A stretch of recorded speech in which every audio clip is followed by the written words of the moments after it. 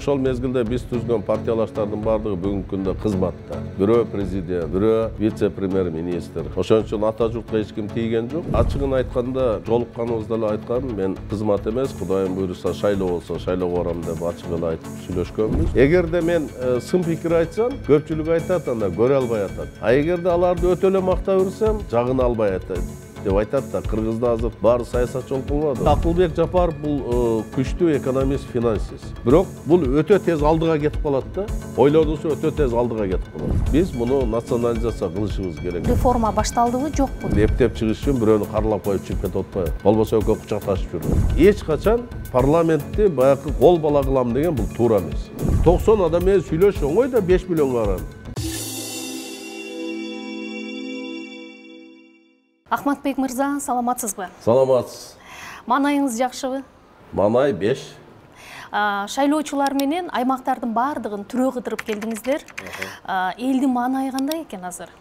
Мен эми 2010 жылдан бери шайлоо процессине катышкан эмесмин. Себеп дегенде белгилүү себептер менен, өзүңүздөр билесиздер, 4 жылдан ашык сот процесси менен жүрдүм. Андан кийин шайлоо болгон жок. Мына өткөн жылкы шайлоого катыштым эле, бирок шайлоонун жыйынтыгы кандай болгонун билесиздер.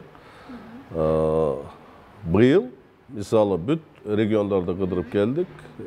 Эл шайлоодон тажагандай мага мындай сезим калтырды. Себеп дегенде элге өткөн чакырылыштагы парламенттен мындай чечкиндүүлүксүз, элге керектүү мыйзамдарды кабыл албагандай сезилди. Себеп дегенде ушул депутатка болгон ишеним жоголуп калыптыр да. Мисалы 2010 жылда эле биз шайлоого катышканбыз. Шайлоого катышып, ошол мезгилде деле 120 депутат болгон. Бирок ошол 5-чи чакырылыштын составында мамлекетчил, кайсы тармак болбосун, ошол тармакта иштеп, эмгеги сиңген, сурулуп чыккан, ошол тармактын көйгөйүн билген адамдар көпчүлүк болгон үчүн бул 5-чи чакырылыштын депутаттары жакшы иштеди деген мындай баа берип атат да. Элди кыдырсаң айтат, сиздер иштеп жүргөндө биз кечке маал ушул сессияны көрсөк экен, кызыгуулар болчу эле дейт. Азыр чындыгында мына пандемия болуп атат, дүйнөлүк экономикалык кризис болуп атат. Ушун негизинде элдин жашоо турмушу чындыгында баанын жогорулашы, баягы соода саттык менен биздин негизги катмар элибиз соода саттык менен алектенет да. Мамлекеттердин бүт границалары коронавирустун негизинде жабылганга чындыгында элде мындай кыйналуу сезими сезилип турат да. Элдин маанайы мындай майрамдуу эмес да. Негизинде мындай шайлоо учурунда кандайдыр майрамдуу жана башка болчу эле го. Анан элдин берген суроолордун баардыгы мындай жөндүү, жөнөкөй суроолор. Пособия маселеси боюнча, чек маселеси боюнча, ошондой эле бүгүнкү азыркы күндө мына энергетический проблема башталып калбадыбы? Ошол боюнча, ушу негизги проблемалар ушул боюнча, баанын кымбатташы боюнча. Биз колдон келишинче түшүндүрүп атабыз. Себеп дегенде бул бир гана биздин Кыргызстанда байкалбастан, бул коронавирустун кесепетинен бардык дүйнөдө, ошондой эле мына биздин коңшу жана башка бүт өлкөлөрдө байкалып атат да. Сиз ушул элди кыдырып жүргөндө, мындай сизге көп берилген суроолордун бири азаттык менен эмне үчүн баратасыз деген суроону берип жатышса керек. Дегеним 2010 жылы сиз Республика Ата журт фракциясы партиясы аркылуу Ата журт, кийин баа фракция катары кошулду да. Ата журт аркылуу парламентке келдиңиз. Былтыр 2020 жылы мекеним Кыргызстан менен шайлоого аттандыңыз, быйыл Азаттык. Анан үчөөнүн бир окшоштугу болдубу? Эми Ата журт менен 10 жылы биз түзүп барганда күчтүү команда менен барганбыз. Бизди 17 ата журтчуга иш козгоп, 7-8-ди түрмөгө отургузган. Ал эсиңизде болсо керек. Биздин ошол 2010 жылдан 2015 жылга чейин азаттыкты ата журтту талкалоо процесси жүргөн да. Ал боюнча белгилүү саясатчылар өзүнүн интервьюсунда деле бербедиби? Бул атайлап камоо, куугунтукту, ата журтту талкалоо болгон да. Мисалы, ошол эле баягы Ташиевдин, Талант Мамытовдун забордон ашты деп оор кылмыш статьясын коюп камоо. Бул дагы бул мындай куугунтуктоонун белгиси. Жасалма иштерди жасап алып барып камоо. Кумтор маселесин көтөрүп чыккан боюнча мына кумтор маселеси бүгүнкү күндө чындык экени мына далилденди да. Бул Кудай деле бар да. Бирок ошону көтөргөнү үчүн алып барып камоо, жасалма иштерди токуу, Төлөевдин мисалы мэрге чейинки болгон иштери мэр боло электеги атасынын туугандарынын мүлктөрүн көрсөтүп аны каралоо, бул да жасалма да мунун бардыгы. Көпчүлүгүн мурунку иштеп жүргөн болбогон иштер боюнча иш козгоп, анын бардыгы куугунтуктап чет өлкөдө качып жүргөндөрү. Мисалы, мага козголгон иштин бардыгы бир тыйын мамлекетке зыяны жок. Мисалы, мен ар дайым декларацияны тапшыргам. Ошол буга чейинки 3-4 текшерүү органдарынын эч кандай күнөөсү жок. Прокуратураныкы, полициянын жана башкага карабай, аны жокко чыгарып, кайра козгоп, бул куугунтуктоо болгон. Бул бир. 2015-жылы мен шайлоого катышканым жок. 2015-жылы Ата журт менен Республика партиясы биригип чогуу барышты. Анда мен ал процесске катыша албадым. Мен эми 10 жыл, былтыркы барганым 10 жыл мен шайлоо процессине катыша албай калдым. Саясий өңүттө эч кандай активдүү болгон жокмун. Себеп дегенде мен ошол өзүмдүн жанкы жасалган иштердин бардыгы мыйзам иретинде алар менен күрөшүп жүрүү. Бул почти 8-9 жылды талап кылды да. Анан эми былтыркыда мага сунуш түштү.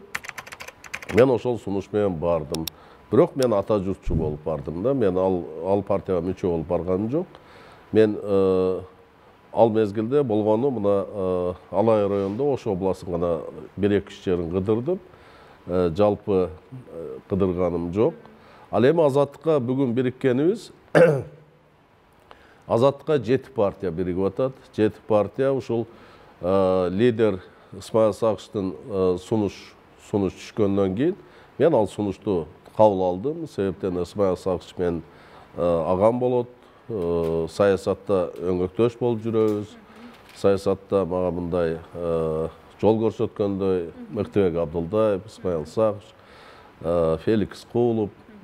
Ошол Исмаил Сакыштын сунушун мен кабыл алдым. Кабыл алып, жакшы команда түптөдү десем болот. Мен анын программасы, идеялары жакты, ошо мен кетип атам. Бирок мен бир гана партиянын мүчөсүмүн, Ата журттун. Башка бир да партиянын мүчө болуп кирелем. Азыр ал партияңыздар акыбалы кандай? Мындай потенциалы менен азыр парламентке ошол партияны көтөрүп чыкса болбойт беле? Кайсы партия? Ата журтту. Ата журт Кыргызстан деп жаңы ачылып түзүлүп кетип атпайбы? Эми жаңы ачылып түзүлүп кетип аткандан кийин ошол эле бренд ат менен Ата журт Кыргызстан деп кошулду. Эми ошол мезгилде биз түзгөн партиялаштардын бардыгы бүгүнкү күндө кызматта. Бирөө президент, бирөө вице-премьер-министр, министр болуп жүрөт. Ошон үчүн Ата журтка эч ким тийген жок. Ата журт бойдон калды. Бирок мен Ата журттун мүчөсү катары Азаттык партиясына кошулуп барганды туура чечтим. Бирок мен Ата журтчу бойдон Азаттык партиянын мүчөсү эмесмин. Ата журтчу бойдон жүрөм. Айтыңызчы, азыр ошол Ата журттун бир топ мүчөлөрү мамлекеттик кызматта жүрөт деп жатпайсызбы? Сиздерде 3 жакшы жолдоштордун бир жакшы тандеми бар эле. Бул Садыр Жапаров, Ташиев мырза, анан сиз. Азыр Садыр Жапаров мырза менен Ташиев бийликте турат. Анан сиз болсо азыркы бийликке, тактап айтканда президент Садыр Жапаровго лоялдуу экениңизди коомчулукта байкап жүрөбүз. Бул ошол дос мамилени андан ары улантуу же сиз ал кишинин президент катары жүргүзүп аткан саясатын толугу менен колдойт дегенге жатабы? Мындай да ачыгын айтканда мен мындай жолукканыбызда эле айткам, мен кызмат эмес, Кудайым буйруса шайлоо болсо шайлоого барам деп ачык эле айтып сүйлөшкөнбүз. Бирок чукур болгон беле кызматка сизде? Жок, кызматка чукур эмес, биздин сүйлөшүүлөр болгондо. Бирок мен колуман келген эмне кайсы жакты билсем, ошону сунушум айтам. Могул жерде моундай кылса болот эле, могул жерде моундай деп. Эгерде ал ыңгайлуу болсо, конечно, карап көрүп укса болот. Мисалы мына Соцфонд боюнча мен ой пикиримди айтканмын. Соцфонд ошол жерде иштеген адам катары бул мамлекеттик өкмөттүн курамына киргенге болбойт, себептен мыйзам буга жол бербейт. Соцфонддун акчасынын бардыгы бул ар бир ошол соцфондко келечекке пенсияга төлөгөндөрдүн акчасы, бул мамлекеттин акчасы эмес деп. Бул боюнча биз министрлер менен чогуу талкуу болду. Мына туура чечим кабыл алынды. Соцфонд бул өзүнчө мамлекетсиз, мамлекеттик, бирок мамлекеттик эмес, мамлекетке баш ийген, бирок Көз карандысыз. Жок, мамлекеттик бюджетке кирбеген өзүнчө вне бюджетный фонд деп коет да. Бул чечим туура болду деп ойлойм. Себеп дегенде анын артында 750ден ашык пенсионер турат. Бул окшоо маселе, ушул окшоо маселелер, экономикалык жакта маселелер болсо мен айтам. Меники кызык да, мисалы элдин бардыгы жакшы биле бербейт да, булар жолугабы, сүйлөшөбү дегендейчи. Эгерде мен сын пикир айтсам, көпчүлүк айтат, анда көрө албай атат деп. А эгерде аларды өтө эле макта берсем, бул жагын албай атат деп айтат да. Кыргызда азыр баары саясатчы болуп калмады. Ошон үчүн алтын ортолукту кармап аткан экенсиз анда, Жок, алтын эмес, мен баягы өзүм айтып атпайм, өзүм ой пикирими айтам. Эгерде кайсы жерде мен ой пикирим мындай мамлекет үчүн жардам бере турган жерде мен ой пикирими айтам. Ал кабыл алынабы, алынбайбы? Конечно, чечим, себептен ал жалгыз чечпейт, ошол министрлер жана башкалар менен талкуунун негизинде чечилет да. Бирок ошол эле учурда Азаттык партиясындагы бир топ саясатчылар азыркы бийликке сын пикирин билдирип келе жатат да. Анан ошондуктан мен так бир топ ошо партиянын өкүлдөрү менен маектешип көрдүм, бирок мен так позициясын биле алганым жок. Чыны менен эле бийлик оппозициябы, же бийликти колдогон партиябы, же дайым эле биз сиз айтмакчы мындай конструктивдүү сунуштарыбызды деле беребиз деген партиябы. Мен да байкап атам, бирок баягы бул партиядагы партиялаштарга мен ачыгын айткам, мындай эч качан адамдын аброюна шек келтирген нерсе айтпашыбыз керек. Себеби жеке адамдын аброюна, пусть он кызматкер болсун, пусть ал президент, министр, жөнөкөй адам болсун, жеке адамдын аброюна шек келтирген сөздөрдү сүйлөбөшүбүз керек. Эгерде кылган иши боюнча жөн эле критика айтып коюш бул оңой. Жакшы нерсени жаман деп коюш оңой. А эмне үчүн жаман? Аны далилдеп бериш ар биринин колунан келбейт. Ошон үчүн мен ошо Азаттык партиядан кетип аткан кандидаттар менен отурганда айтам. Ар дайым эгерде жакшы ишти жакшы деп айтышыбыз керек. Ал эми кемчилдикти айтканда жөн эле айтпастан ага жол көрсөтүп бериш керек. Биз ушундай позицияда болушубуз керек. Вообще мен бардыгын ушундай позицияга чакырам да. Эгерде кемчилдик болсо, ага жол көрсөтүп бер. Жол көрсөтүп, сунушун киргиз. Сунушту публично айтыш керекпи, же мындай тет-а-тет жолугуп айтыш керек деп эсептейсизби? Мисалы, сиздин мисалды алганда. Эми ар биринин мүмкүнчүлүгү жок да тет-а-тет жолукканга. Туурабы? Ошон үчүн кээ биркилери баягы публично айтканды жакшы көрөт экен. Кээ биркилери барып, кээ бир саясатчылар мен ошого барып сунушумду айтсам, өзүн андан бийигирээк сезет экен, баргысы келбейт экен да, мисалы. А бирок желательно баягы публично айтканда дагы аны кагаз иретинде жазып, ошол кайсы министрликке, өкмөткө, же президенттин атына ошого сунушту киргизип койсоң, бул уже более честно болот да. Более честно болот деп ойлойм. Биз сизди мындай күчтүү финансист, экономист катары жакшы билебиз да, мындай Кыргызстандын экономикалык абалын абдан жакшы билген киши катары көрөм, мисалы мен жеке өзүм. Анан сурайын дегеним, мисалы азыр кымбатчылык, экономикалык абалыбыз өтө начар деп өзүңүз дагы белгилеп өттүңүз да. Ушул шартта алганда бийликтин мындай аракетине сиз кандай баа берип атасыз? Мисалы азыр президент баш мыйзам боюнча мындай жалпы жоопкерчиликти мен өзүм алам деп атат. Анда ал ошол жоопкерчиликти канчалык деңгээлде алып бара жатат? Күчү, чама-чаркы жетип атабы, жокпу? Бүгүнкү күндө жоопкерчиликти эми жаңы конституция боюнча жоопкерчиликти өзүнө алды. Ооба. өзүнө алды. Бул мен бүгүнкү ситуацияда бул эрдик деп ойлойм. Себеп дегенде мындай жоопкерчилик алыш өтө опурталдуу. Себеп эмнеде?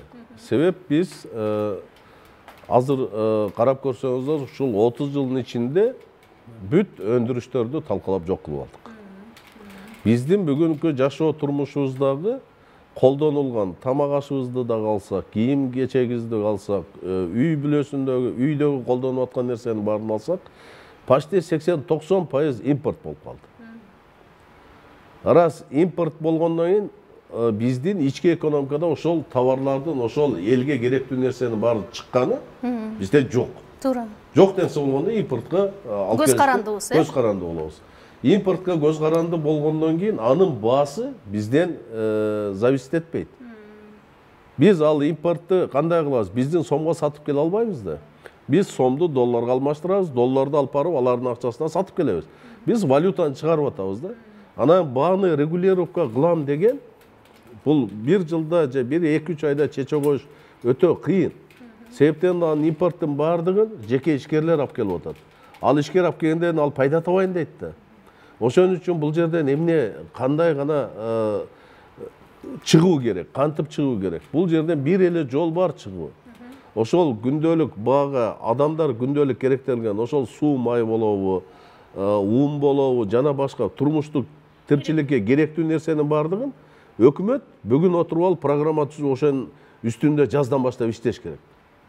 Ошондо гана анын баасын регулировать этсе болот. Ал эми бүгүн кымбатчылыкта мисалы сен бааны түшүр деген, бул өкмөттүн да күчү жетпейт. Себеби ишкер аны алып келбей коет. Эгер пайда таппаса калды, эмнеге алып келет? Мына бензин боюнча айтайлы, бензин боюнча кече мен статистиканы карап көрдүм. Постсоветский Россияга, Казакстан жана башка салыштырмалуу бизде баа төмөн экен. Мен эми статистиканы карадым да, төмөн экен. Ал эми бүгүнкү кымбаттоо шартын, элдин айлыгын эске алып, өкмөт мындан кымбат сатпа деп атат. Көмүрдү деле ошондой кылып атышпайбы? Андай боло берсе, жанкы бензин алып келгендер алып келбей коюшу мүмкүн да. Бул жерде кандай выход бар? Мисалы көмүр боюнча өлкөнүн президенти кече кайрылгандан кийин 3000 сомдон беребиз деп койду. Бул эми аргасыз кармап туруу болуп атат да. Аргасыздан. Себеп дегенде элдин доходу ошол 6-7 миңге сатып алганга мүмкүнчүлүк болбой атат. Бул жерде жанындагы кеңешчилердин бир кетирген кичинекей ошибкасы, себеп 3000 сомдон алып келип бүт Кыргызстанга таркатыш это невозможно. Бул жерде кеңешчилер айтыш керек болчу, урматтуу президент, биз баягы пенсионерлерге, бала чакасы көптөргө, колунда жокторду список түзөйлү да, мамлекет тарабынан ушуга дотация кылайлы. Акчалай кичине кошумча берели. А жалпы элге 3000 деген эл дагы муну түшүнүш керек. Себепте көмүрдү мен отуруп эсептеп көрдүм да, анын көмүрдүн үстүн алган баасын эсептеген адам жок. Көмүргө жетиш үчүн үстүн тазалаш керек, топуракты ташыш керек, ал жерден эчтеке чык. Анан ушунун баарын эсептеп, жанкы алып келген шопурлардын машинасынын амортизациясын, анын айлыгын, солярканын баасын, жана башка ушунун баарын эсептегенде, жанкы 3000 4000 аларда пайда табыш керек да. Бул жерде мындай да, мына көмүр боюнча мен айтып кеткендей, бул деле кечеки түзүлүп калган кырдаал эмес. Кечеки түзүлгөн кырдаал эмес. Мен жөнөкөй эле айтып коеюн, мына акыркы ушу Кыргызстан өз алдынча болгондон бери теске 1.200.000 көмүр алып келип Казакстандан сатып алат экенбиз. Эсиңизде болсо 2010 жыл, 11 жыл бул маселени мен көтөргөм. Парламентте көтөрүп, ошондо токтом кабыл алып бергенбиз. Давайте 400.000 тоннаны кыргыз ишкерлеринен алайлы деп. Кыргызстанга башка жактан өзүбүздүн көмүр, атамекендик көмүр менен атамекендикти алайлы деп. Буну эмнеге айтып атам мен? 55 миллион долларга жылда биз Казакстандан көмүр сатып алат экенбиз. Туурабы? Тышка чыгып атат. 55 миллион деген бул бир канча миллиард сом. Эгерде ошол 55 миллион долларга кара кече болобу, башка жыргалаң болобу, таш көмүр болобу, кайсы жерден ыңгайлуу болсо, биз кымбатыраак болсо дагы алсак, ошол акча бизде калмак дагы, ошол көмүр казгандарга техника пайда болмок, жумушчу орун пайда болмок. Алар мындай күчтөнүп калмак да. А жок, биз Казакстанга бере бердик дагы, өзүбүздө көмір қазғандардың технический жана башка мүмкүнчүлүктөрү болгон жок да. Мисалы, тез кара кечеге предоплата берип койсо болот. Ал деле мамлекеттик, бул деле мамлекеттик. Сөзсүз алып келип берет. Предоплата берсе ал техникалар жазы менен даярдайт, алып келип түшүрөт. Анан жок, качан алып келип түшүргөндөн кийин мен төлөйм. Кыргызстандан көмүрдү керек болсо Казакстанга караганда кымбатыраак алыш керек. Себептен бул Кыргызстанда калып атат. Эң сонун экен бул. Туурабы? Эми ушундай сунуштарга барышка туура келет. Мисалы, мына юг жактан Ысык көлдө жол курулуп баштады. Туурабы? Туура. Каракол балыкчы. Мен муну туура деп ойлойм. Себептен Кыргыздын жол куручу ишкерлери куруп атат. Жумуш орду биздеби? Акча бизде калып атабы? Пусть ол жеке менчик болсун. А бирок биз 30 жылда жол куруу боюнча 2 миллиард доллар карыз алыппыз. 2 миллиард доллар. Ал дагы тыштан келген жумушчуларга төлөнчү да. Бардыгын чет өлкөдөн келген, Турциядан, Ирандан, Кытайдан жана башка келип курду. Техникаларды ал акчага сатып алды, жолду куруп бүттү, өзүнүн ишкерлерине салыгын ошака төлөдү. Техникасын топтоп алып чыгып кетти. А эгерде ошол 2 миллиард, бул 90 миллиардтан, канча миллиардтан ашык да? Же 100 канча миллиардтан. Ошол 2 миллиард, 160 миллиард болуп атабы? 2 миллиард доллар, 80-ден эсептесеңиздер 160, 170 миллиард сом. Эсептен начармын. Мисалы да. Ошончо акчаны биздин жанкы дорожный эксплуатационный предприятие деп коет. Ар бир райондо бар. Ушулардын бардыгына берсек, 2 миллиардты ушуларга кургузсак, бүгүнкү күндө кандай күчтүү организация болуп калмак да? Минтрансты. А жок, биз ага бербейбиз, биз чет өлкө. Мисалы, маданият тиги таш көмүр жолун бүгүнкү күндө Азербайжандар куруп атат. Могул Сокулукка чейинки жолду, Сокулук Карабалтаны Кытайлар куруп атат. А парламентте сиз деле депутат болуп турганда бул маселелер эмнеге көтөрүлчү? Мен көтөргөм ушул маселени, көтөрчү. Бирок кабыл алынган эмес, Көтөрчү элем, себеп дегенде мына бирден бир көтөргөнгөн, мен тести курганга каршы чыккам. Ошондой шарт менен. Ошондон кыргыз газды $1 берген каршы чыккам. Ушул экөөнүн совокупности мен аягы түрмөгө барып отурду. Тести куруп атканда мен айткам. Хорошо, Кытайдан алайлы. 2,5% бизге берип атат. 450 миллион канча кредит долларды. А бирок бизге условия койбосун. Кыргыздар өзүбүз чечейли. Аны кандай кылып курабыз, ким курат? Рабочылардын бардыгы кыргыздар болсун. Техникасын баягы турбинаны хорошо сатып келебиз, биз чыгара албайбыз. А калганын бардыгын биз курушубуз керек да, салык калыш керек. А жок, аны Кытайга берди. Кытайдын ишкерлери келди. Кытайда заводундагы чыгарылган нерсени алып келди. Булар биз 450 миллионду мойнубузга алдык. Кытайдын экономикасына жардам болуп калды. А биздин мойнубузга 450 миллионду илип коюп кетип калды. Айтыңызчы, азыр абдан мындай талуулуу маселелерди айтып жатасыз да. Мына министрлер кабинетинин жетекчиси болгон Акылбек Жапаров мырза деле мен эми азыркы абалдан чыгуу үчүн деп биздин бюджетти көтөрүүм деген амбициялуу планын айтып атат. Бирок ошол эле учурда анын негизги жолдорун же булактарын коомчулук мындай ачык биле элек. Мүмкүн сизге окшогон финансист, экономисттер билип атса керек. Ишке ашыра алабы, жокпу?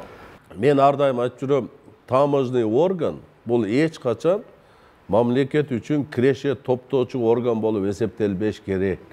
Мен ушуну жеткизе албай койдум да. Себептен таможный бул экономикага товар өндүрбөйт.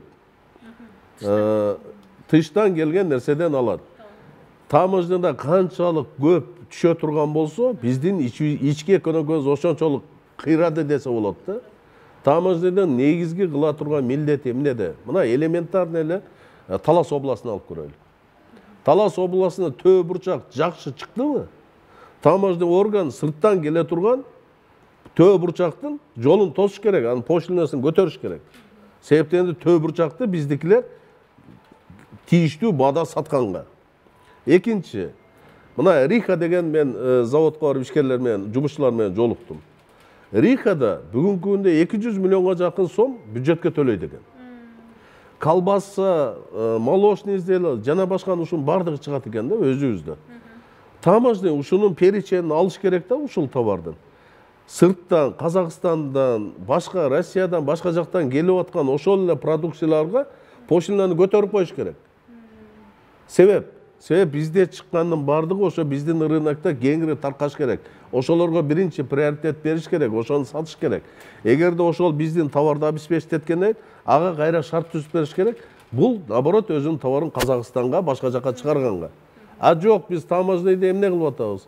Таможняда андай эмес, доход көбүрөөк түшүрөсүң деп башка чапкылап атабыз, жетекчини алмаштырып атабыз.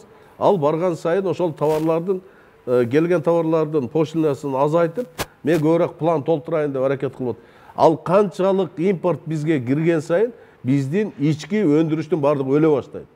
Конкуренция түзө албай калат. Себептен де биздеги производствонун объему кичине да. Россия, Казакстанга биз теңеле албайбыз. Алардын объему чоң, заводдор мощный. Сиз өзүңүздү ойлоп көрүңүз, мисалы бир кийим тиксеңиз, 1 миллион кийим тиккен менен 1000 кийим тиккен экөөнүн затратасы эки башка да. Бул сена менен демпингге этип кое берет, конкуренция түзө албайсыз. Ошон үчүн азыр салыкты көтөрүү да бул опурталды. Салык кодексин жаңы киргизип атат. Мен колума тиелек окуп чыгайын деген ниетим бар. Салык кодексине тийбеш керек эле. Себеп дегенде азыркы иштеп аткан салык кодекси ушул постсоветский мамлекеттердин ичинен эң либеральный биздики. НДС 12% болгону 7 салыктын түрү бар. Бирөөсү жок болуш керек. Налог с продаж деген. Ошону эле жакшы иштетсе бизге жетмек. Эми администрировать эткенде баягы салык топтогонду жакшыртыш керек. Бул башка сөз. Ана мен канча жылдан бери айтып жатам, мына мисалы пивонукун, кока-кола, жаа суу ичимдиктердин, арактыкын биз заводдон канча чыкканын билбейбиз да. Эч ким билбейт. Алар түнү коюп коюшу мүмкүн. Отчетко көрсөтүшү мүмкүн, 1 миллион бутылка койдук деп. Түнүндөсү 2 миллион коюп коюшу мүмкүн да. Эмне себептен акцизный марканы Ош базарынан сатып алып чаптап атат. Значит, подпольно куюлуп атат да. Ошого мен мына 10 жылдан бери айтып жүрөм,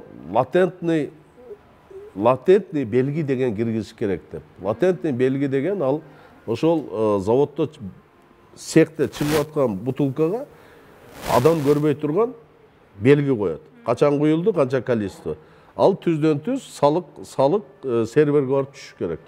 Жок, бул автоматтык түрдө ишке ашат. Бул өндүрүшчүлөргө невыгодно. Алар лоббировать этет да, бул өтпөй калып жүрөт да. Биз ошондо явный количествону билебиз. Жаңы Акылбек Жапаров айтып аткан теневой экономика ушул жерде эле организованный. Аны издештин кереги жок. Бирок ал киши ошо план ишке ашыра алабы да? Эми Акылбек Жапаров бул күчтүү экономист, финансист. Бирок аналитикасы күчтүү. Бул өтө тез алдыга кетип калат да. Ойлонуусу өтө тез алдыга кетип калат. Ал мисалы реалдуулуктан алыспы? Жок, реалдуулукту да билет, өтө тез алдыга кетип калат да, мен ананы муну жасайм депчи. Буга жанына бир күчтүү мындай практик болуп, бир айткан сөзүн өтө жөндүү нерсени айтат. Өтө чоң идеяларды берет. Ошол айткан нерсени ишке ашырып, анан кийин мындай жылыш керек да. Кумтөр маселеси жөнүндө сурагым келип жатат. Тышкы башкаруу киргизилди, бирок соттук процесстер аягынан чыга элек, бирок ушул нерсе аягына сиз ойлогондой бийлик чыгара алабы, же болбосо биз жалпы Кыргызстан элинин үмүтүн актай албай калабы? Буга жалпы эл, жалпыбыз жардам беришибиз керек. Кантип? Моралдык жактан эл жардам бериш керек. Ал эми специалисттер аны критика кылбай, эгерде кандайдыр ой пикири болсо, ошону айтып жардам бериш керек. Кумтөр бул жалпы элдик байлык. Вот тарыхты карап көрсөңүз, 30 жылда Кумтөр канча адамдын башын жеди. Канча премьер-министрдин башын жеди, канча президенттин башын жеди. Азыр канчасы абакта отурат? Канчасы абакта отурат, канча адамдын башын жеди. Эми бул өзүбүзгө алабыз дегенден кийин, бул жерде мен дагы денонсация деп өзүм сунуштарым айткам. Бирок азыр юристтер менен жана башкалар менен мындай акылдашып көргөндөн кийин, кээ бир себептерин азыр баягы юридический тонкостор бар, аны ачык айтып койсом болбойт. Тиги тарап колдонуп кетиши мүмкүн, канадалыктарчы. Бул жерде биз национализацияга барышыбыз керек экен. Bir ele sebep degенде biz azır Centra Gold менен соттошуп атпайбыз. Ал болгону bir управляющий компания экен да. Ал аны нанимать этишкен, аны управлять этет. Өзөгү аракта жатат экен. Ошон үчүн biz bunu nasionalizatsiya kılışımız gerek. Eştekeye karabastan nasionalizatsiya kılıp sottошпай эле мамлекеттин менчигине алыш керек. Бул кумтор боюнча biz колдон келген бардыгын аракетти кылышыбыз керек. Ошол эле учурда кумторду башкаруу системасын мындай элде суроо пайда болбош үчүн муну прозрачный кылып, ачыгыраак кылып көрсөтүш керек. Канча киреше болду, канча чыгашы болду, кандай кылып иштетип атат. Себептен элде күндөн күнгө суроо пайда боло берет. Эгерде пайда болуп жатат го ошол суроолор. Канчалык купуя болсо, ошончолук көп пайда болот. Шайлоо алдында мындай көп саясатчылар эл менен жолугушканда президентте мындай аз эле убакыт бар, өлкөгө тез арада реформа кылып, иллюстрация кылбаса, аягы мындай өтө оор болот деген пикирлерди айтып жатышат да. Анан сиздин оюңуз боюнча чындыгы менен эле убакыт азбы? Эгер азыр 1 жыл болду, реформа башталдыбы, жокпу сиздин оюңуз боюнча? Эми биринчиден конституцияны кабыл алгандан кийин, ал конституцияны эртеси эле ишке киргизүү бул реалдуу нерсе эмес. Себеп дегенде ички мыйзамдын биз целом башкаруу системасын өзгөрттүк. Башкаруу система өзгөргөндөн кийин конституцияга дал келген ички мыйзамдардын баарын өзгөртүш керек. Ага 1 жыл эмес, 1-2 жыл кетиши керек. Ал бир топ мыйзамдарды, бир 300-500 мыйзам. Себеп дегенде ошол мыйзамды кайра ишке ашыруу бул да убакытты талап кылат. Булар азыр геометрический прогресс менен шашып кетип атышат. Бирок кээ бир мыйзамдар кичине камыраак болуп атат да. Чийки болуп атат. Себеп дегенде жаңкы мыйзамдарды ишке ашыруу бул өзүнүн ар биринин убактысы бар, талап кылат. Бирок общественностьты кана деген деп суроо койгон сайын мыйзамдарды тез өткөзгөнгө мажбур болуп атат да, мажбур.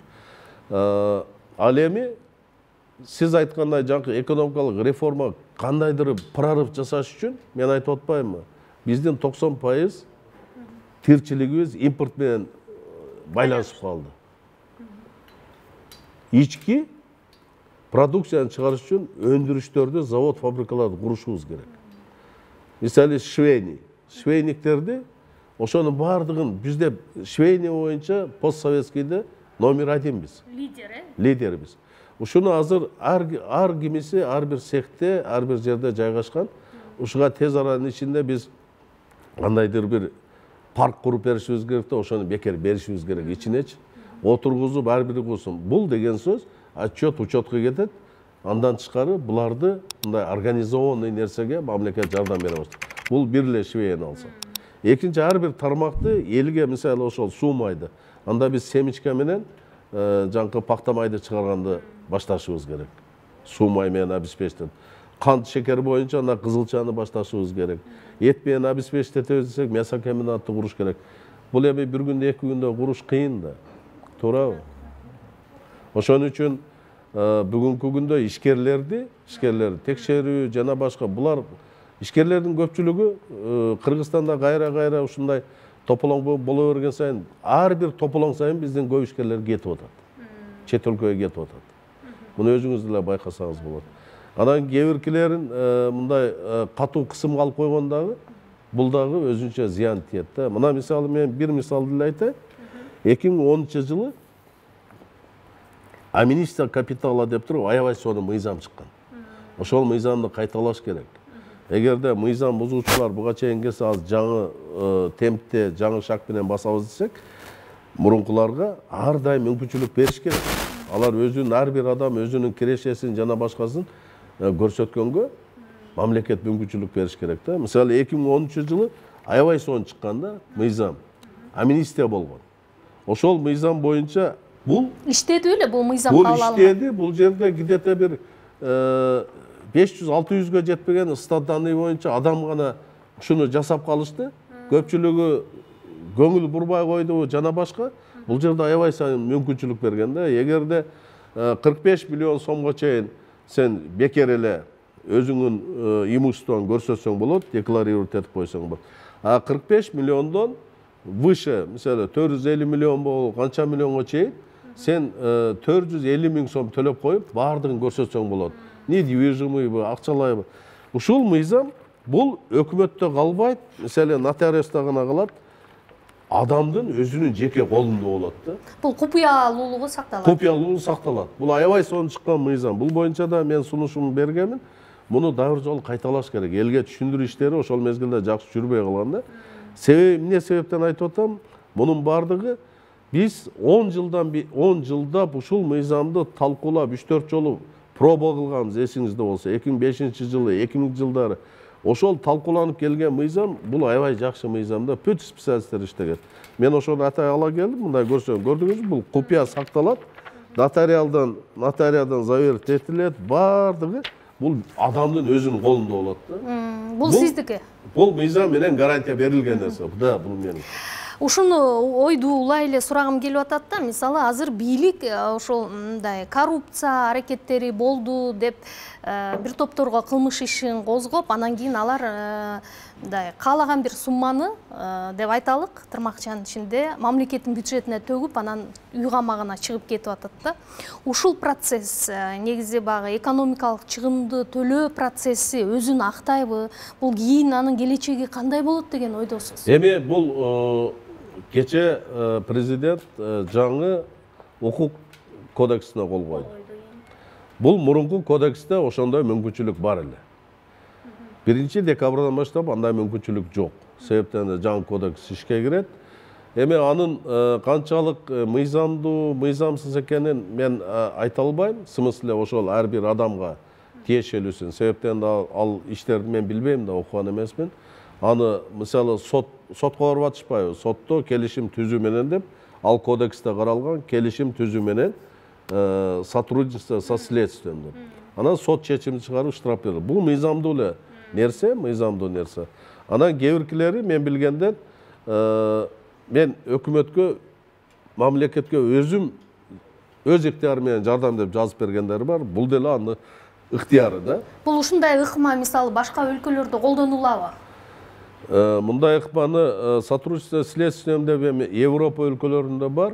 Европа өлкөлөрүндө. Ал жерде айып катары төлөп чыгышат, Ал жерде мындай бир гана экономикалык эмес, башка нерселер бар да. Мисалы ошол бирөөнү тоногонго катышканда сотрудничество этип, экинчисин кылмыштын бетин ачыш үчүн. А бизде көпчүлүгү колдонуп кетип атпайбы? Мисалы өткөн бийликте деле колдонуп кетип, бирөөсү жалган көрсөтмө берип, анан чыгып кетип атышпайбы? Эгер бийликке жакпай калса. Биз ага даяр эмес экенбиз да, кыргыздар даяр эмес экенбиз. Ошон үчүн мен ойлойм, кечеки укук кодексинде бул алынып калды. Буга биз Европа окшоп еще даяр жете элек экенбиз. Себептен эптеп чыгыш үчүн бирөөнү каралап коюп чыгып кетип атпайбы? Болбосо экөө кучакташып жүргөн. Айтыңызчы, сиз коррупция менен күрөштүн мисалы салык системасына келгенде жетекчи болуп. Салык системасындагылардын орточо айлыгы 4.000–5.000 сом түзгөн. Орточо айлык. Муну менен жашоо корзинаң андан өйдө болуп атпайбы? Жетпейт да. Жок, алар менен взятка албагыла, ишти жаппагыла деп күрөш невозможно. Албетте. Анан мен ошол мезгилде Курманбек Саидович Бакиев президент эле, мен кирдим дагы, сунушумду киргиздим. 300%га айлыгын көтөрөлдү деп. 300%га. Себеби түшүндүрүп бердим. Мен булардан ошондо 4.000 сомдон канча миң сом болот ал айлыгы? 300% болгондо 3 эсе көбөйөт да. 8, 12, 16 миң сом. 300%га көтөрөлдү. Себебин айттым, эгерде айлыгы 4.000 сомдон калса, мен буларды түнү күнү артынан жүрсөм дагы кайтара албайсыз. Кайтара албайм. Анан арзымды жазып кирдим. Мына 300%га көтөрүп берсеңиз, мен быйылкы каралган пландан тышкары 500 миллион көбүрөөк топтотуп берем. Топтойм. Анан арызыма числону койгонум жок. Эгерде топтой албаса, мынакей менин арызым колум турат, өз эркиме кызматтан кетем деп. Числону коюп мени иштен алып коюңуз. Анан колдоп берди. 300% көтөргөндөн мен кызматкерге талапты койдум. Эми кимде ким взятка менен колго түшсө, анда салык системасына экинчи башка иштей албайт, жумуштан кетет, мыйзам чегинде жооп берет. Элдер, ошондо мен эсимде аппаратта иштеген бир көп жылдан бери иштеген эже бар экен. Кечке мал чакырып калды. Мен жумуш ордума кирип жумуштан бир куюм чай ичип кетпейсизби деп. Эмне себептен десем, кирип кетсеңиз деп. Анан кирдим. Кирсем, ал эже бир 20 жылдан ашык иштеген экен, 30 жылдан. Торт алып келип коюптур, анан чай. Анан отуруп чайын иштик. Мен дейт отпуска чыктым, отпускной алдым деди. Отпускной алдым. Мен биринчи жолу 20-30 жылда адам катары базарга барып, стиральный машина, холодильник сатып алдым. Ошо акчам калды, азыр эс алганга деп. Канча алдыңыз десем, 200 миңден сомдон ашык алып туруп, 2-3 акылатты бир премияны берет, анын өзүнүн эсеби бар. Аны ыйлап жибергенде мен карап туруп айттым да, салык системасынын иштегенден бардыгы эле бөкөчө эмес.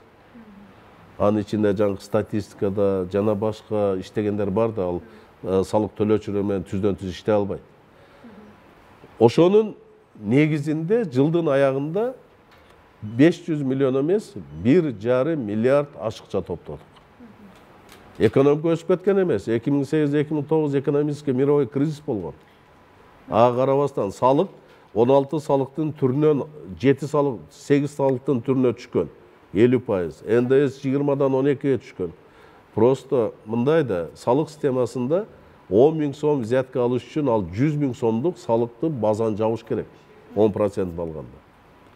Ошон үчүн салык системасында жетишерлик акчаны берип талапты катуу коюш керек. Мисалы 100 миң сом взятка алыш үчүн 10% деп койлу. 1 миллион сомдук салык базаны жок кылыш керек. Бул деген экономикага өтө катуу зыяны тиет. Ал эми таможня жөнүндө айтып атпайбы? Таможня ал экономика зыяны тийбейт. Ал келген сырттан келген товардан эле пошлинаны алып коет. Башкача айтканда, бул жерде сиз мындай мотивация кылып, алардын жумушун бир чети колдогон экенсиз да, туурабы? Жок, мотивациядан дагы мына госслужбада иштегендердин, бюджеттик тармакта иштегендердин канчалык айлыгы күчтүү болсо, социальный пакети күчтүү болсо, талапты катуу койсоң болот, ошол кызматка адамдар жан талашып иштейт. Себеп дегенде ошондой айлык, ошондой условия жоготкусу келбейт. Конкурсту күчөтүп койсо болот. Конкурсту күчөтүш керек. Элдер анда аракет кыла баштайт. Ушул кызматтан кетпей иштейин, тырышып иштейин деп. Анан жөн эле кичине айлык берип коюп иште деп, атты деле арык кылып, жем бербей тепкиле берсең өлүп калат го. Туура. Айтыңызчы, азыр мындай жылдан жылга эле мындай кадрдык бир таңкыстык пайда болуп атабы, же болбосо мындай бийлик кадрлардын мыктыларын тандай албай жатабы деген мындай нонсенс суроо пайда болуп келе жатат да. Болбосо, мисалы, бийлик алмашкан сайын күчтүү кадрлар келиш керек эле, бирок тескерисинче бийлик айланасына күчтүүлөрдү топтой албай жатканы чынбы? Күчтүү кадрларды бүгүнкү күндө бүгүнкү эле күндө эмес, мына акыркы 10-15 жылда күчтүү кадрлар. Мондай деген мода кетип калды. Бул биздики эмес деген. Бул өтө чоң жаңылыштык. Күчтүү кадрлардын баарын топтош керек. Аны просто там сулуу сүйлөгөндө эмес. Бир күндө пайда болбойт да алар, туура. Бир күндө пайда болбойт. Мен ошон үчүн азыр айтып атам, элди кыдырганда айтып атам, жаштар. Да, келечек жаштар да. Бардыгыбыз жаш болгонбуз. Бирок биз үйрөнгөнбүз да. Ступенканы өтүш керек да кичинеден. Туурабы? Азыр эмне үчүн өткөн созулуктагы депутаттарды чимкирик деген ат жабышып жатып калды. Себеп дегенде өткөн чакырылыктагы депутаттардын болгону бир 7-8% гана илгери мурун иштеп келгендер, калганы бардыгы жаштар. Же мыйзам жазганды билбесе, же аны кандай алып контролдогонду билбеген үчүн ошо чимкириктен ат жабышып калды. Өзүңүз ойлоп көрүңүзчү, 2005-2000 жылдары, 95 жылдары жаңы биринчи жолу депутаттыкка барган депутат 2 жыл, 2,5 жыл сүйлөбөчү, унчукпай отурчу. 2 жылдан кийин, 2,5 жылдан тил пайда болчу, мыйзам жаза баштачу. Себеп дегенде, ошол мезгилде парламенттин составында мамлекетте иштеген, билген адамдар отуруп, алар сүйлөп, мыйзам жазчу. Алардан үйрөнчү. Азыр эми жаштар баягы кичине акчасы жок. Алар деле биздин жакшы адамдарыбыз, Кыргыздын адамдары, азаматтары. Бирок бардыгы эле депутатка келгенде депутат эмне экенин түшүнбөй атат да. Мыйзам жазганды билбесе, микрофондон бир эки бакырып сүйлөп, тиги жерде көпүрө жок, бул жерде жол жок деген бул депутаттын милдети эмес. Биз бардык тармакта айтып атабыз. Билим берүү жаман, милиция кызматкерлери жаман иштеп атат, сот жаман иштеп атат, медицина жаман. Булардын бардыгы мыйзамдын негизинде иштейт да. Туурабы? Мына сиз экөөбүз деле мыйзам негизинде иштейбиз. Значит, мыйзам жаман экен да. Мыйзамды ким жазып атат? Парламент жазып атат. Ал бүгүн жазган жок, ал башкалар жазып алып келгенди кабыл алып коюп атат. Биз парламентти үйрөтүшүбүз керек. Ушул жаман кемчилдик кеткен жерлердин кайсы отрасль болбосун алып келип депутат отуруп алып жазыш керек. Жазып ошол кемчилдиктин баардыгын мыйзам менен регулировать ошол милиция кызматкери болобу, сот кызматкери болобу, медицина кызматкери болобу, билим берүү кызмат. Ошонун баардыгы ушул мыйзамга баш ийип иштеп калат да. Жок, биз мыйзам жаздырганда мисалы медицина тармагын алайлы. Ал жерде отуруп алып кабинетте 2-3 адамдар жазат. Алар жалпы проблеманы түшүнөбү, түшүнбөйбү? Сөз ошодо болуп атат. Ал красивый жазды, өкмөттөн бекитти, алып келип депутаттар голосовать этип коюп атат. Бул туура эмес. Депутаттар ар бир мыйзамды талкуулап, керек болсо ал жарабаса, аны кабыл албай, элде жалпы кандай проблема болот, ошону мыйзамга түшүрүп койсо, Министерство здравоохранения, образования бардык ошол мыйзамга баш ийип жашайт. Мисалы, сиз айткандай эле парламент ар бир чакырылышы жыл өткөн сайын мындай сапаттык деңгээлде кескин төмөн түшүп келатат деген пикирлер айтылып келе жатат. Анан анын үстүнө бул бир жагы, экинчи жагы дайыма парламент бийликтин же тактап айтканда президенттин көзүн карап, ал эмне дейт 7-кабат деп кылчактап турганы дагы белгилүү. Бул кээде ойлойсуң, ошол парламенттеги депутаттарга гана эмес, анын башында турган спикерге дагы байланыштуу болушу мүмкүнбү? Дегеним, сиз спикер болуп турган учурда парламент алда канча күчтүү болчу, президент менен тең тайлаша алчу деп да калышат экен да. Мен төрага болгондо мен конституциянын негизинде иштедим. Бирөөгө жагабы жакпайбы, ал конституцияны ал мезгилде биз кабыл алган эмеспиз. Эл кабыл алып берди, убактылуу өкмөт киргизди. Мен президент менен сүйлөшкөндө дагы айтчумун, мына конституцияда парламент укугу сиздикине караганда күчтүүрөөк. Муну мен жазганым жок. Бул конституция эл кабыл алды. Ушуну биз аткарышыбыз керек. Ошол конституциянын негизинде иштедим, көбүнө жакпай калды. Парламент эч качан парламентти баягы кол бала кылам деген бул туура эмес. Парламентте көчөдөгү болгон чыр, талашуу, элдин арасынан болгон бардыгы парламентте жүрүш керек. Парламент бийликке бул өзүнчө элдин шайланып келген бир бийликтин бутагы. Бул ар дайым аткаруу бийлигине, сот бийлигине сын пикирди айтыш керек. Канчалык жөөндүү сын пикир айтылса, бул ошол бийликке пайда гана алып келет. Анан жок, биз парламентти кол бала кылып алабыз, биз айтканды кылат десе, анда сын пикирдин бардыгы элдин арасында айтыла баштайт. Элден чыга баштайт. Себеби парламент аны үнүн жеткизе албаса, ал талапты кое албаса. Ошон үчүн бүгүнкү күндөгү буга чейинки болуп келген ошибканын негизи парламентти кол бала кылам деген бул туура эмес. Парламентке бүт баягы талашкандар, өзүнүн оппозиция сезген, ошолорду алып келиш керек. Аларды алып келиш керек. Аларда коркпош керек деген эң негизгиси. 90 адам менен сүйлөш оңой да 5 миллионго караганда. Туурабы? 90 адам менен ишти алып барыш керек. Да, эгерде жөөндүү маселени көтөрүп, жөөндүү критиканы айтса, аны оңдош керек. Ал эми жөнсүз болсо, аны ошол парламентке берип, ошол депутат менен отуруп туруп, эл көрүп турсун, ачыктап айтыш керек. Могул жөнсүз. Сиздин коюп аткан талабыңыз, сиздин айтып аткан критикаңыз бул жөнсүз. А мына жөөндүү нерсеңизди биз ишке ашырайлы деп. Себеп дегенде парламентте эл шайлайт. Бул элдин өкүлү болуп эсептелет. Анан элдин өкүлүн алып келип туруп сүйлөтпөй, ушул жерде биз айтканды кылат деген бул өтө мындай ошибка болуп калат. Азыр эми 7-чи чакырылыш президент Садыр Жапаров мырзага чыны менен эле мындай тең тайлаша алабы, ошондой шарт, жагдай түзүлдүбү жаңы баш мыйзам боюнчачы? Эми бүгүнкү күндө мүмкүнчүлүк түзүлдү. Баягы анда-мандатынан ар бирин өзү шайлайт. Партиядан мурункудай 1ден 10га чейин кыйындар жана башка деген жок. 1ден 54кө чейин каалаган эл шайлап алсын. Башка сөз. Шайлоону мына президент Жапаров айткандай, шайлоону таза өткөзсө ушунун баардыгы акталат. Анан кийин бийликтин партиясы жана башка деген мамиле жасап койсо, анда күмөн пайда болот. Эл аны каалабайт. Эл аны каалабайт, күмөн пайда болот. Бүгүн жерлерде мисалы кээ бир илгертеден калган кошоматчы кадрлар ушундай ишти алып барып атат. Демек, азыр деле административдик ресурс иштеп атат. Ушундай ишке аракет кылып атат, бүгүнкү күндө кылып атат. Бирок мага кече сүйүндүрдү, мисалы Атажурт Кыргызстан партиясын базар ордунда колдогон үчүн тиге сөгүш жарыяланды. Бир жетекчиге. Айыл өкмөт бир жетекчини иштен алды деп. Бул жакшы көрүнүш. Эми ошол айткан идеялардын баардыгын мына президент Жапаров айтып аткан таза өтсүн, Камчыбек Ташиев айтып атат таза өтсүн. Ушул тазалыктын баардыгына тегиз кармап койсо, бул жакшы жыйынтыгы берет деген ишенимдемин. А сиз бийликтин ага мындай саясий эрки, туруктуулугу жетет деп ишенесизби? Эрки жетет, эрки көп, эрки жетет. Бизде ошо Атажуртта келгенде ар бирибизде тонна эрк бар да. Эми ошол эркти дагы Эрк сакталып калды демек анда. Ошол эркти дагы андан бери биз курчудук да, кыйналдык, курчудук. Коркон жокпуз, ийилдик бирок сынган жокпуз дегендей. Ошол эркти дагы кичине мындай туура пайдаланып коюш керек да азыр.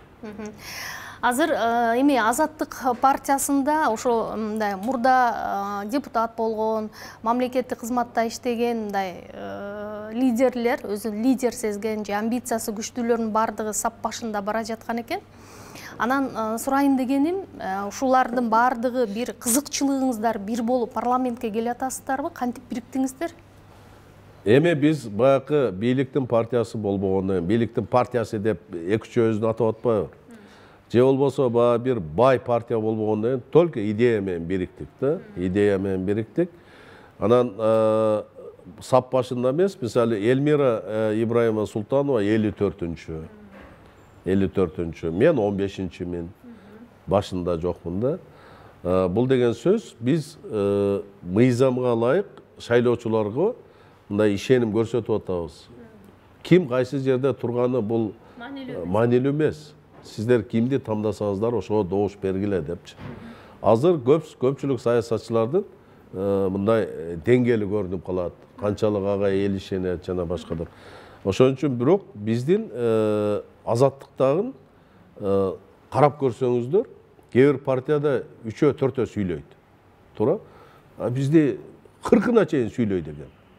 Бирин-бирине мындай ой пикири бири-бирине дал келбесе дагы, в смысле көз караштары дал келгенде эмес, баягы ар кимисинин көз карашы өзүнүн пикири, позициясы бар да.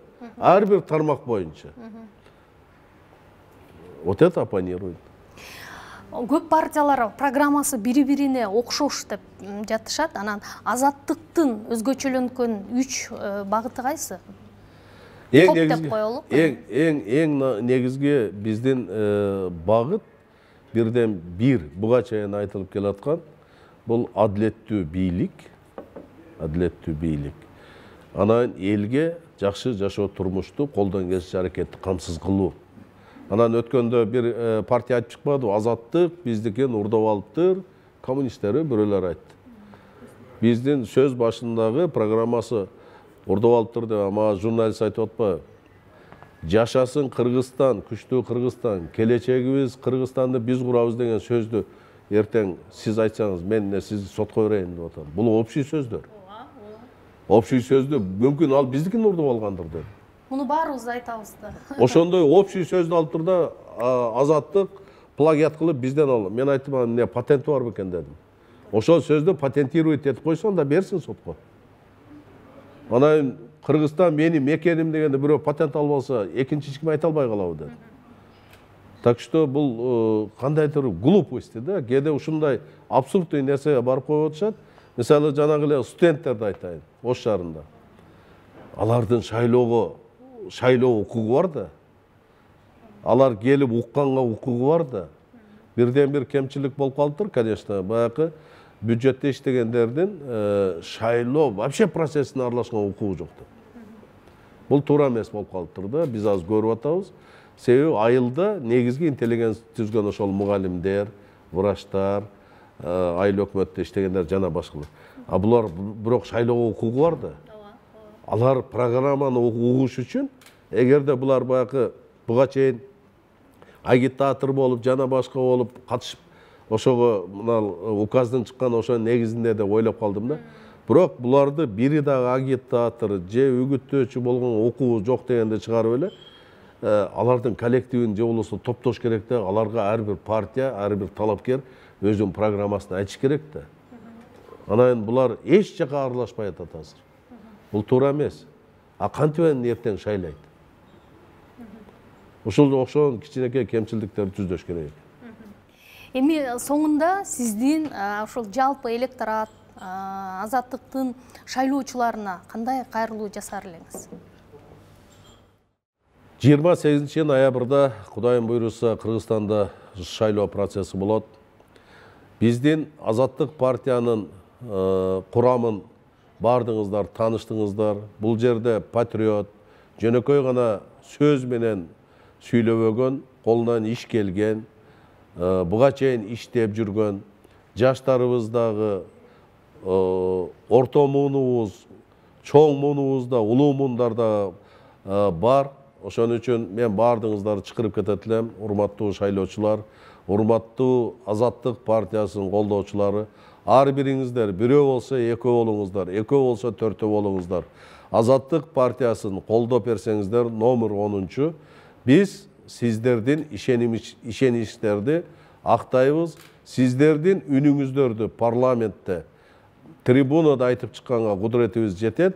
Жана ошол кемчилдиктердин кайсы тармак болбосун кемчилдиктин бардыгын биз мыйзам иретинде аны оңдоого акылыбыз дагы жетет, сабатыбыз дагы жетет. Аны ишке ашырууга күчүбүз дагы жетет. Рахмат сиздерге чоң. Мен ишенем, Азаттыкты колдоп бересиздер деп. Чоң рахмат, анда ушул чоң аламанда ийгилик каалайбыз. Айтканыңыз келсин. Рахмат сизге.